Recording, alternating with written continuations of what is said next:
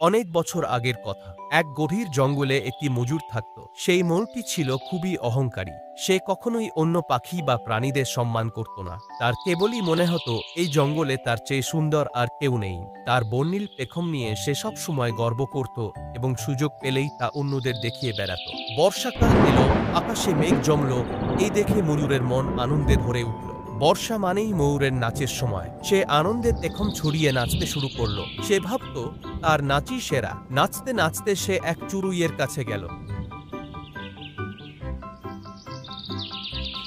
দেখো, আজকের আবহাওয়াটা কত সুন্দর। তুমি কি আমার সঙ্গে নাচবে? তুমি তো জানো ময়ূর যে আমি নাচতে পারি না। আমি জানি তো সেটা, যে তুমি নাচতে পারো না। আমি এখন চলি, আমার অনেক কাজ আছে। চড়ুই ময়ূরের কথা শুনে দুঃখ পেল, কিন্তু কিছু বলল না। মজুর ভাবল সে জঙ্গলের একমাত্র নৃত্যশিল্পী, আর কেউ তার ধারে কাছেও নেই।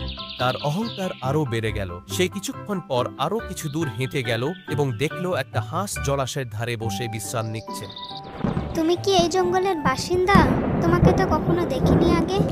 না, আমি অন্য জঙ্গলে থাকি। উঠতে উঠতে ক্লান্ত হয়ে গিয়েছিলাম, তো তাই একটু বিশ্রাম নিচ্ছি। ও, তাই বলো। সবাই কি আর আমার মতো হয় নাকি, যে এত নাচার পরেও ক্লান্ত হয় না? আমাকে এখন বিশ্রাম নিতে হবে। তুমি যাও, গিয়ে বরং নাচ করো। হাঁস ময়ূরের কথায় বিরক্ত হলো। সে ময়ূরকে কোনো পাত্তা না দিয়ে নিজের মতো করে বিশ্রাম নিতে লাগলো। মজুরও তাতে কিছু মনে করল না। এইভাবে সে একের পর এক প্রাণীকে কটাক্ষ করত এবং নিজেকে সেরা ভাবত। সে ভাবত এই জঙ্গলে তার সৌন্দর্য এবং নাচের চেয়ে বড় কিছু নেই। তার এই অহংকার সীমা ছাড়িয়ে যাচ্ছিল।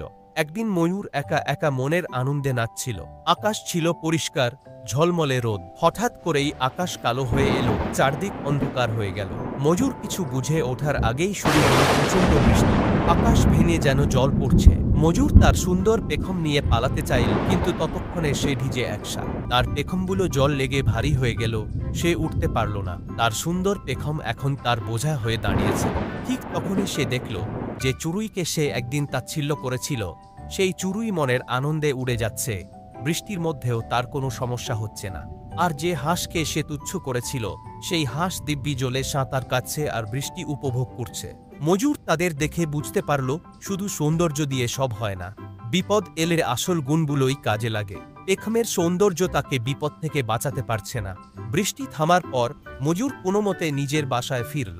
পরের দিন সকালে সে আর আগের মতো অহংকারী ছিল না। সে সবার সাথে বিনয়ের সাথে কথা বলতে শুরু করল। সেই দিন থেকে মজুরের অহংকার ভেঙে গেল। সে বুঝতে পারল নিজের সৌন্দর্য বা ক্ষমতা নিয়ে অহংকার করা ঠিক নয়। সবাইকে সম্মান করা উচিত, কারণ সবারই নিজস্ব গুণ আছে। তার অহংকার তাকে একাকী করে তুলেছিল, কিন্তু বিপদে পড়ে সে বুঝতে পারল সহানুভূতি এবং বিনয় কতটা জরুরি।